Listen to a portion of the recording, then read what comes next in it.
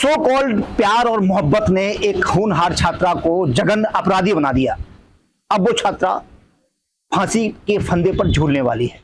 जी हाँ, क्या यह संभव है कि कोई लड़की अपने आशिक को पाने के लिए माता पिता भाई बहन सभी का खून कर दे?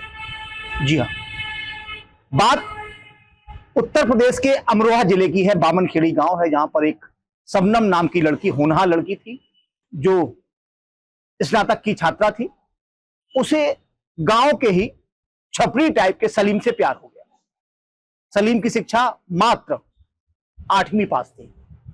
शबनम उससे शादी करना चाहती थी क्योंकि परिवार संपन्न परिवार था शबनम का, और उन्होंने कहा कि हम सलीम से शादी नहीं करेंगे। उसका कारण था कि सलीम का न तो आर्थिक स्थिति ठीक है, न ही वो ऐसा कोई काम करता है जिससे वो अपनी बेटी का हाथ उन्हें दे। माता पिता बड़े नाजों से उस शबनम को पाल पोस के बड़ा कर रहे थे, लेकिन शबनम किसी और के साथ जाने को तैयार थी। चलता रहा, कुछ दिन चला। शबनम ने जाके कहा कि मेरे घर वाले शादी को तैयार नहीं है, शादी करने को तैयार नहीं है, क्या करना चाहिए?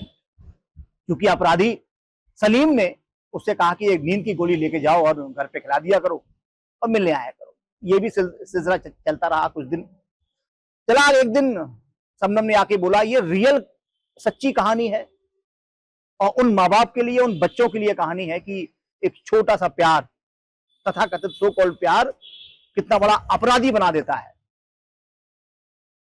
सलीम ने फिर गोलियां दी, शबनम मिलने जाने लगी। एक दिन सलीम ने ज्यादा गोलियां दी नींद की और कहा कि सबको खिला देना। घर में 7 लोग थे उस समय। वो गई। प्यार में ये तो सुना था कि लोग अंधे होते हैं, लूले भी होते हैं, लगड़े हो जाते हैं और अपराधी बन जाते हैं।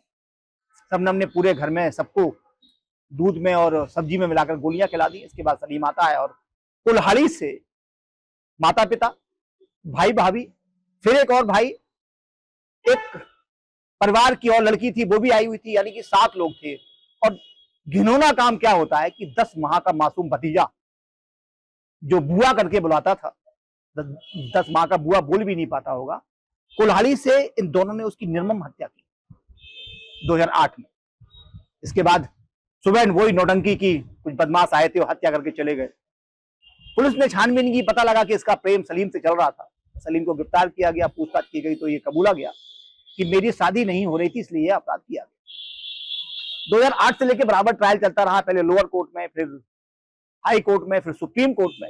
सभी ने इस जघन्य हत्याकांड के लिए दोनों को फांसी की सजा सुनाई। इसके बाद जिस समय यह अपराध हुआ उस समय शबनम गर्भवती थी, जेल में जाके उसका बच्चा हुआ। अब बच्चे के नाम पर क्षमा याचना लगाई गई है राष्ट्रपति के यहाँ, उन्होंने भी मना कर दिया। अपराध ही ऐसा है, इतना जघन्य अपराध को कोई कैसे माफी दे सकता है? अब देश की पहली वो महिला होगी शबनम जिसे फांसी पर लटकाया जाएगा। मथुरा जेल में तैयारियां हो रही हैं उसके वेलकम की। जो अपराध उसने किया है उसके लिए जेल सचकर तैयार है और कभी भी उस डेथ वारंट का उसके पास आदेश आ सकता है और उसे फांसी हो जाएगी। ये कहानी सुनाने के पीछे सिर्फ कारण ये है कि ये सच्ची घटना है। आप प्यार में इतने अंधे हो जाते हैं कि माँ बाप, भाई बहन, कोई भी रिश्ता आपको दिखाई नहीं देता। आप कल्पना करिए, जो छात्रा बड़े निश्चित तौर पे पढ़ी लिखी थी, हाईली एजुकेटेड थी, हमेशा प्रथम चरण में आने वाली छात्रा ने इतना बड़ा अपराध किया। आप सोचिए, आज वो सलाखों के पीछे है और मौत का इंतजार कर रही है, साथ में उसका प्रेमी, उसे भी फांसी है। दोनों को फांसी की सजा हो गई है। पूरे देश ने, किसी ने उसे माफ करने को तैयार नहीं हुआ, कोई भी, चाहे वो सुप्रीम कोर्ट हो, चाहे वो लोअर कोर्ट हो, चाहे वो हाई कोर्ट हो। राष्ट्रपति ने भी उसकी दया याचिका खारिज कर दी। बहुत जल्द उसे फांसी होने वाली है। इस कहानी का सुनाने का उद्देश्य भी यही है कि प्यार मोहब्बत बुरा नहीं है, लेकिन जब वो हद से गुजर जाए और अपराधी बन जाए तो ऐसा प्यार किस काम का? जिस बाप ने अपनी बेटी को राजकुमारी की तरह पाला हो और ये सोचा हो कोई राजकुमार आएगा और मैं इसकी शादी करूंगा, वो बेटी अपने बाप की, भाई की, माँ की, सबकी हत्या कर देती है। ये विचारणीय प्रश्न है। नमस्कार।